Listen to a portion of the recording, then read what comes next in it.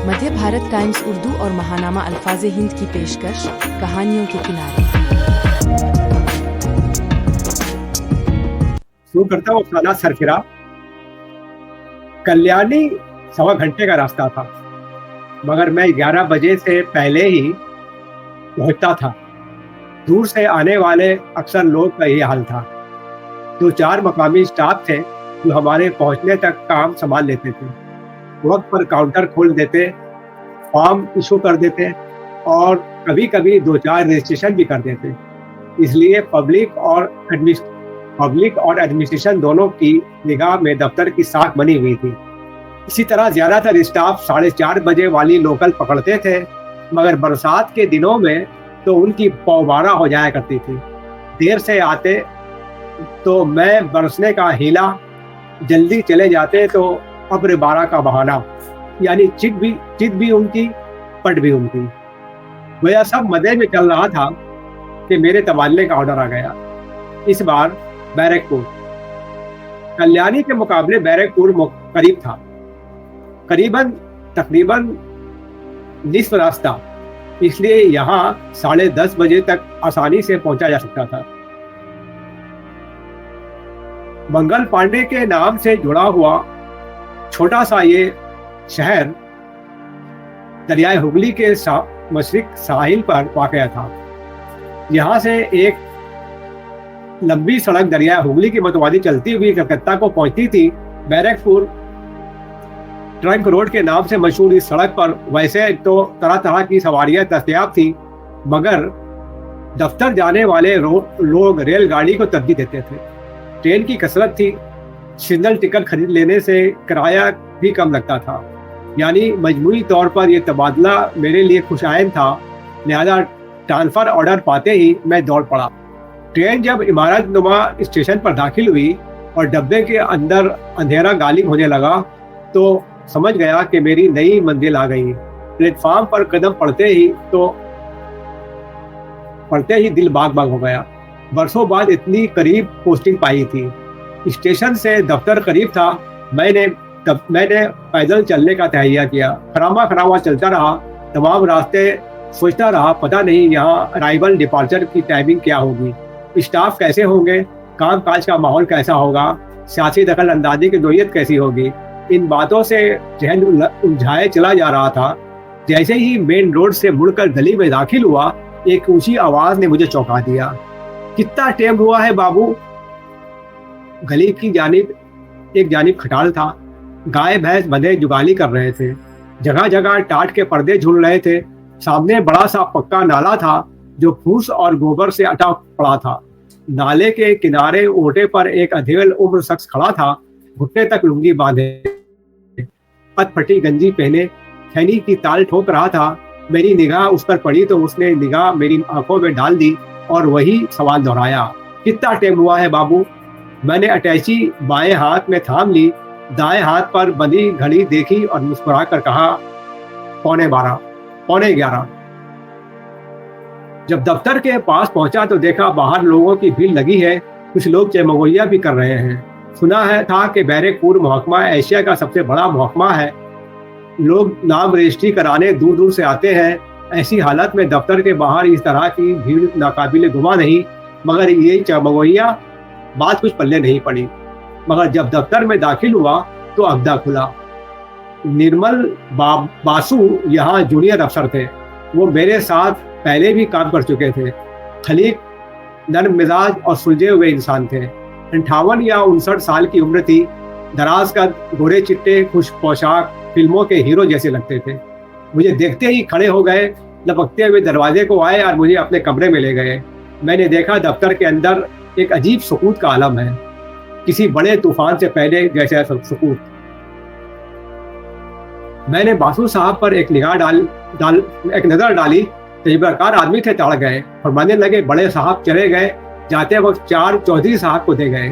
चौधरी साहब दूसरी मंजिल पर बैठते हैं। आज उन्होंने 10:30 बजे ही अटेंडेंस रजिस्टर ऊपर मंगवा लिया। देवेश बाबू आए और उन्हें जब रजिस्टर नहीं मिला तो तन तना उठे। फौरन फतवा जारी कर दिया, कोई कर्मचारी ऊपर नहीं जाएगा, रजिस्टर नीचे लाना होगा, नहीं तो पेन डाउन स्ट्राइक। मैं समझ गया कि चौधरी साहब हाजिरी के मुतालिक सख्ती बरतना चाहते हैं, मगर लेट आने वालों को ये पसंद नहीं, इसलिए वो ऊपर नीचे का ये इशू खड़ा कर रहे हैं। लेकिन मुझे एक और बात का खटका लगा। बंगला में कहावत मशहूर है, प्रथम रात्रे ही बिलाल मारा, यानी पहली रात में ही बिल्ली को मार दो। शादी की पहली रात में जब बिल्ली म्याऊं म्याऊं करती है तो शौहर उसे कत्ल कर देता है। ये देखकर बीवी डर जाती है और फिर कभी शौहर से चूक चरा नहीं करती। शायद यहाँ कुछ ऐसा ही मंजर पेश आ रहा था। मैंने पूछा, बासु साहब, आपसे दुबेश बाबू के कैसे ताल्लुकात हैं?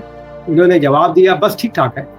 तो आप उनसे कहिए हम लोग चौधरी साहब से बात करते हैं, आप पेन राउंड स्ट्राइक वापस ले लीजिए।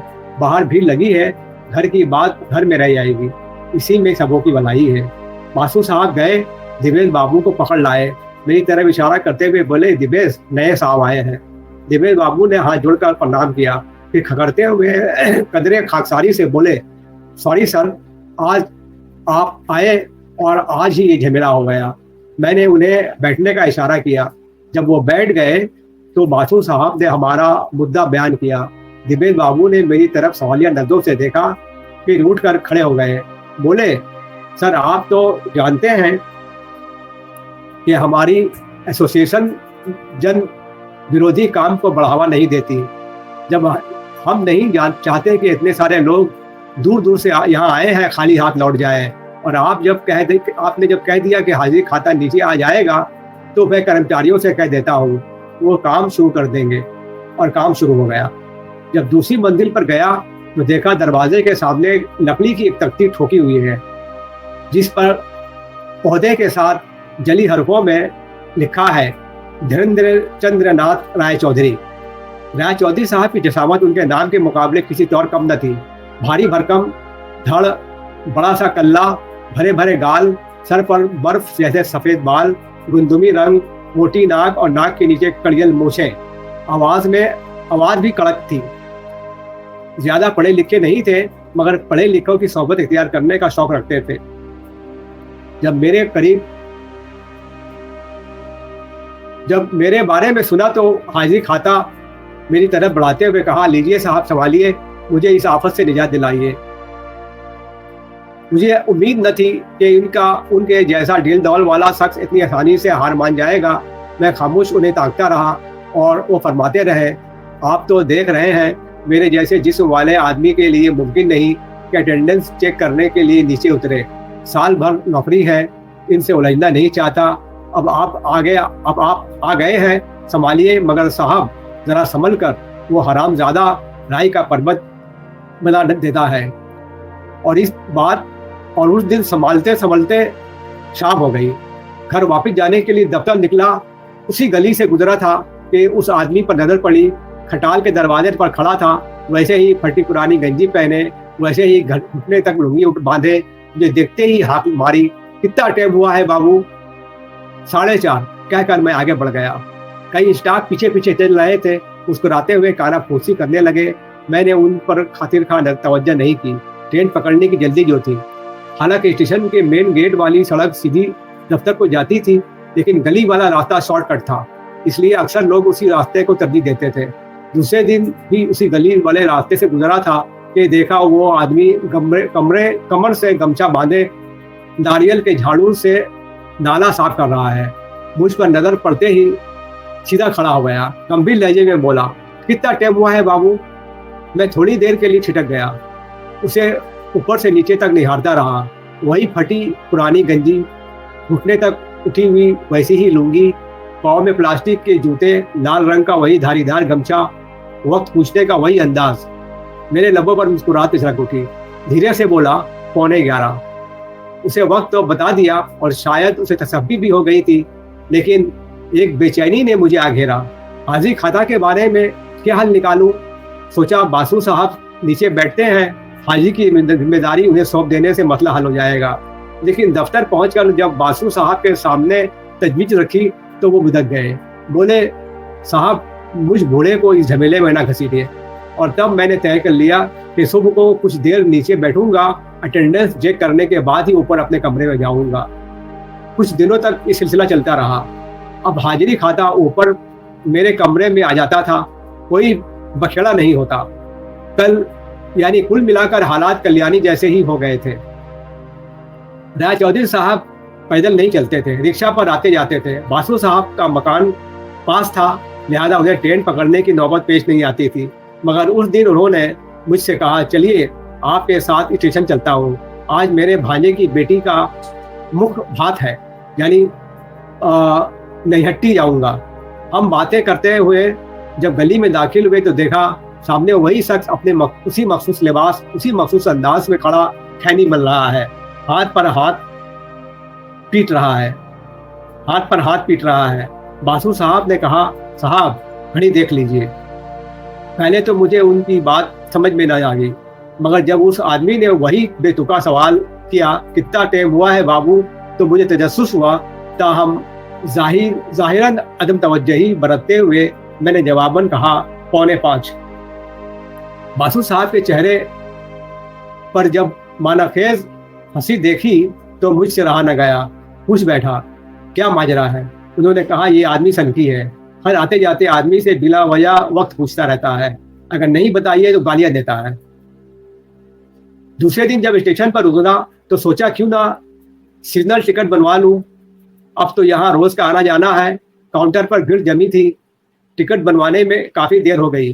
टिकट लेकर खरामा चलता उस गली में दाखिल हुआ तो देखा हस्ब आदत वो बावला लुंगी पहने खड़ा खैनी मल रहा है। मेरे आगे आगे एक साहब चल रहे थे, उन्हें देखते ही चिल्लाया, कितना टाइम हुआ है बाबू? उस शख्स ने रफ्तार बरकरार रखते हुए जवाब दिया, 11:15। जब मैं उसके करीब से गुजरा तो वही ढाक के 3 पात, कितना टाइम हुआ है बाबू? मगर मैं जवाब दिए बगैर नजरें झुकाए चलता रहा। उसका रद्द-ए-अमल जो जानना था वो बिफर उठा। जब टाइम नहीं देख सकते तो घड़ियां काहे को लगात हो बाबू? मैंने कुछ नहीं कहा, मुस्कुराता हुआ बढ़ता गया। ऑफिस में डाक देखते वक्त ऊपर से आए हुए एक सर्कुलर पर नजर डाली, उसमें हाजिरी से मुताल्लिक जरूरी ऑर्डर दर्ज थे। 10 बजे ऑफिस में दाखिल होने और 10:15 के अंदर हाजिरी बना लेने की बात कही गई थी। डिपार्चर के सिलसिले में भी ताकीद की गई थी कि 5:15 से पहले कोई मुलाजिम डिपार्चर के लिए दस्तक न करने पाए। यानी निहायत सख्ती से इस बात पर जोर दिया गया था कि 10:15 से पहले दफ्तर आना है और 5:15 बजे के बाद दफ्तर से निकलना है। मैंने बड़े बाबू को बुलाकर कहा वो दफ्तर के सभी लोगों को इस सर्कुलर पर सख्ती से अमल पैरा होने की हिदायत कर दें। दिवेश बाबू से भी कहा कि वो अपने साथियों को समझा दें, लेकिन मैं ये अच्छी तरह जानता था कि देर से आने वाले देर से ही आएंगे और 20 बहाने बनाएंगे। पुरानी आदत पुराने धब्बे जैसे होते हैं, छुड़ाए नहीं छूटते। वो लकीर का फकीर भी अपनी आदत छोड़ने को तैयार न था।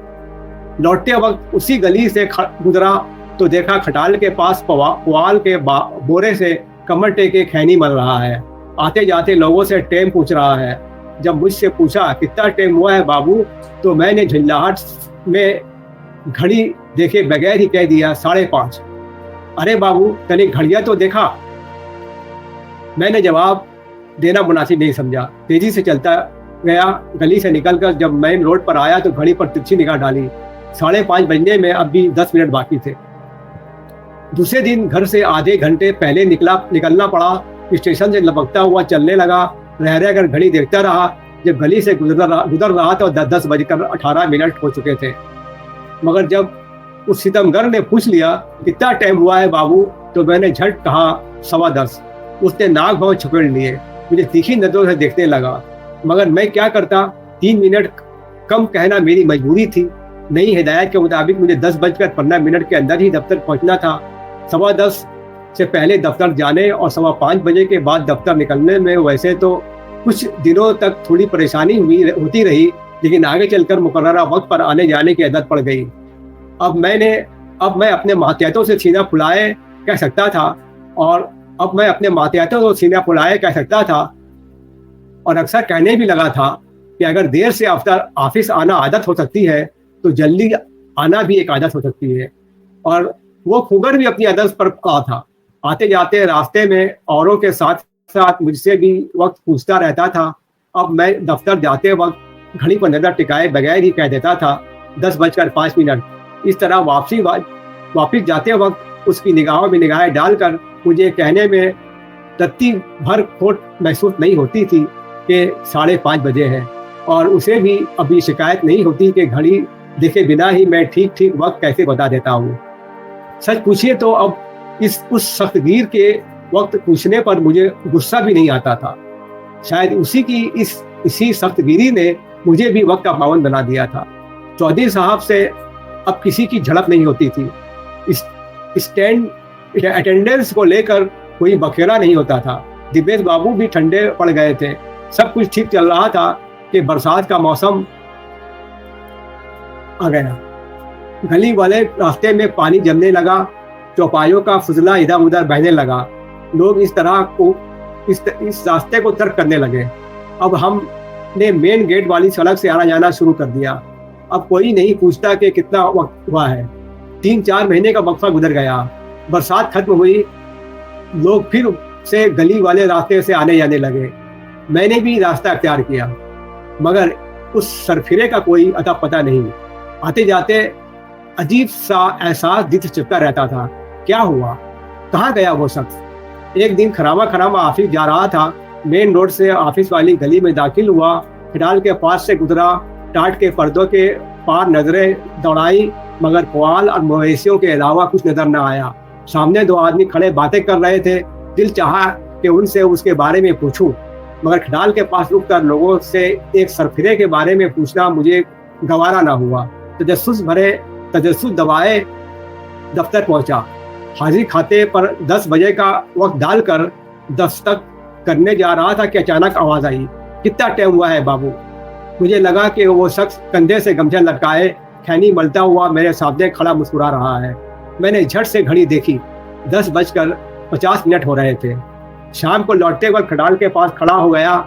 नाले के ऊपर एक चारपाई बिछी हुई थी, उस पर एक बूढ़ा बैठा बीड़ी पी रहा था। पास ही 2 आदमी कनस्तर में दूध उड़ेल रहे थे। मुझसे रहा न गया और मैंने बूढ़े से उस बावले के बारे में पूछ लिया। वो तीनों मुझे घूरने लगे। कुछ देर खामोशी छाई रही। फिर बूढ़े ने बुझती हुई बीड़ी के 2 लंबे लंबे कश लगाए और कहा, बापूजी वो पागल तो मर गया। इतना सुनना था कि मेरे पैरों के नीचे से जमीन खिसक गई।